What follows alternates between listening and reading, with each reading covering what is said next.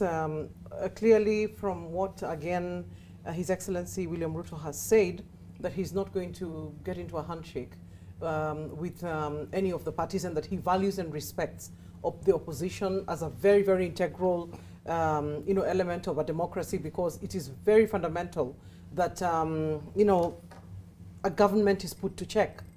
How does that work in practical terms?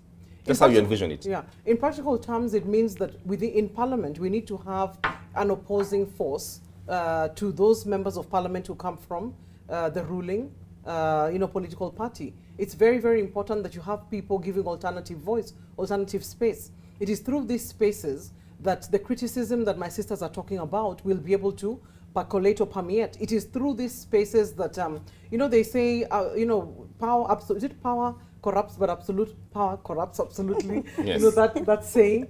So it's very important that as human beings are put in check, so that even our president, our deputy president, our members of parliament, the heads of the executive, the entire structure, even in your own house, James, perhaps if you're not put to check, by the members of your family who are there, you're probably going to, become quite bloated and make mistakes. So for me, it is to be able to have an active and opposing force within Parliament, but also within the executive, to have institutions, for example, like the Ombudsman, to be able to make it possible to resource them correctly. Exactly. Yeah, but how will that happen when everyone just keeps on checking in and saying, we have now joined Kenya Kwanza, and we like this idea, or we like the plan?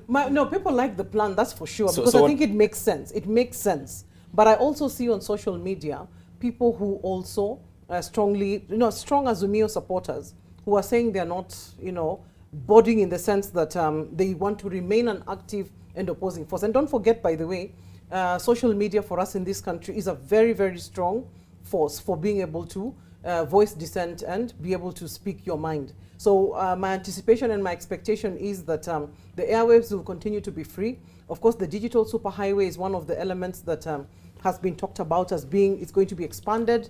And so I expect more and more people to get into those spaces, Twitter, Facebook, name it, the WhatsApp groups. And I'm sure that our president is also a part of this digital superhighway, and he also reads tweets, and he also, I'm sure, has got a Facebook, presence, even if not, even if it's through other people or whatever, but I'm sure that he's sensitive and alive to those things. So yeah, Parliament and all other spaces. And also remember, sorry, yeah. James, if I may, he has also said that people will not be victimized. This is to say that people who opposed him previously will have the opportunity, be free. Do not be afraid, walk free. This is to say that even within the executive, in the offices that are going to be there, the expectation will be that, workers will also be able to, tell those who are their superiors, those things that they think are alternative. Well, lack of opposition. For me, you already have the answer, especially because I started with talking about a kind and enabling environment for CSOs. And civil society organizations, in their own right, have always been the opposition, in one way or another. You look at how it is that they talk about issues that are affecting the people, how they bring forth things that are on the ground that may not be seen at that particular level, how they have interacted with the state, donor agencies, and the communities themselves, how they interact at the policy-making level, how they give memorandums, how they support initiatives. So for me, in that space, civil society remains a formidable opposition, yeah? And that may not cut across so many other things in terms of the structural framework that we have, but in essence, they do remain, an opposition, and they are possibly the most reliable watchdog, if you ask me, in essence, because they do not take instructions from any government or whoever.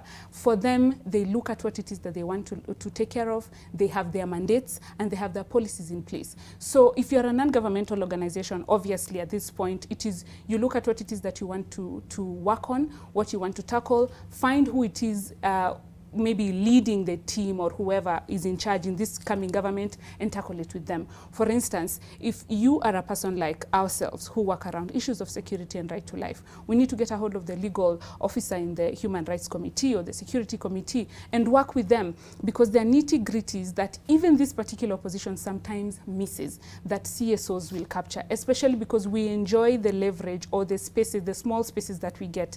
And you can hear Mwikali speaking about even women and everything. civil societies have moved from the space where they simply talk about money and budgets and giving things for free.